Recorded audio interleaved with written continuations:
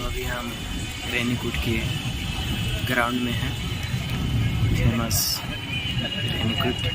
तो आपको हम रेन बांध पे घुमा रहे हैं, इस वीडियो में देखने को मिलेगा।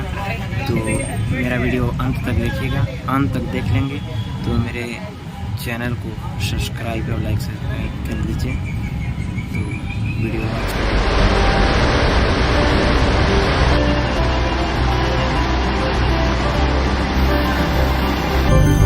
आज बात गोविंद बल्लभ पंत सागर की, जिसे आप रिहंद बांध के नाम से भी जानते हैं और पहचानते हैं। क्षमता के हिसाब से देश का सबसे बड़ा बांध।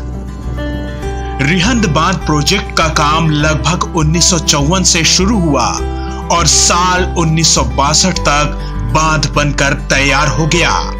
बांध के निचले हिस्से में बिजली बनाने के लिए 6 यूनिट लगाई गई।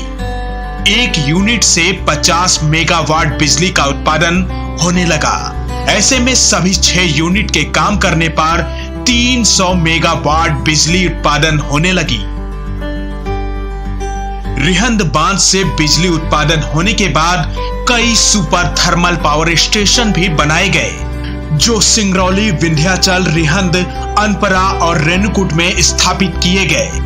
ये कहना गलत नहीं होगा कि सोनभद्र ही इसकी नींव है। रिहंद बांध ब्रिटिश द्वारा छोड़े गए बुनियादी ढांचे का विस्तार किया गया, जिसे भारत के पहले प्रधानमंत्री जवाहरलाल नेहरू ने बांध का उद्घाटन किया। अब आइए जानते हैं कि रिहंद बांध बनाने के पीछे की कहानी। ब्रिटिश अधिकारियों को 1940 की शुरुआत में रिहंद नदी पर एक बांध बनाने में रुचि थी, क्योंकि बांध के निर्माण से आसपास के इलाकों में सिंचाई के अलावा पानी की कमी को दूर किया जा सकता था। साथ ही बांध के जरिए बिजली उत्पादन करने की भी बात कही गई। साल 1952 में स्वतंत्र भारत सरकार ने सर्वेक्षण कार्य को मंजूरी दे दी, जिसके बाद साल 1954 से निर्माण कार्य शुरू हो गया और 1962 में बांध बनकर पूरी तरह तैयार हो गया। साल 1962 तक ये बांध बनकर पूरी तरह तैयार होने वाला था, लेकिन इसी बीच कई बाधाएं सामने आने लगी। खासकर यहाँ के 50,000 लोगों के लिए मानो ये प्रोजेक्ट किसी त्रासदी से कम नहीं था। इस प्रोजेक्ट ने 108 गांवों को तुरंत जोखिम में डाल दिया। इसके बावजूद सरकार ने उनके पुनर्वास की कोई व्यवस्था नहीं की। साल 1961 के मई और जून महीने में इस प्रोजेक्ट का भारी विरोध शुरू हो गया। इस विरोध में करीब 20,000 से अधिक लोग शामिल हुए।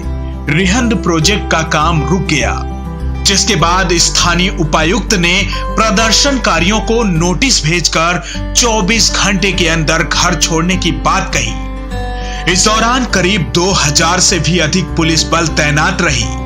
बांध का फाटक बंद कर दिया गया, जिसके बाद हजारों लोग अपना आशियाना छोड़कर वहां से चल दिए।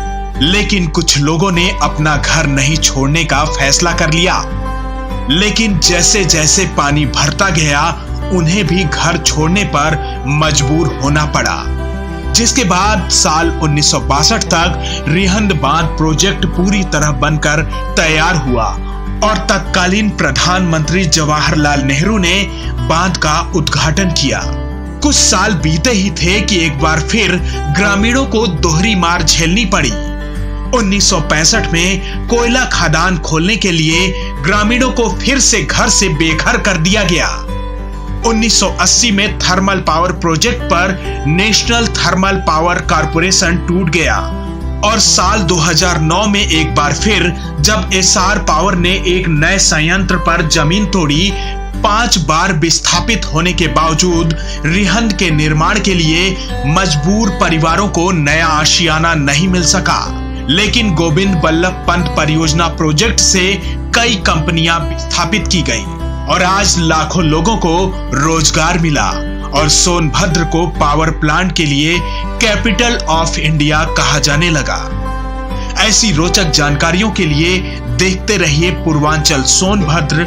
वीडियो को लाइक, शेयर और सब्सक्राइब करना ना भूलें, ताकि ऐसी रोचक जानकारियां आप तक पहुंचती रहे।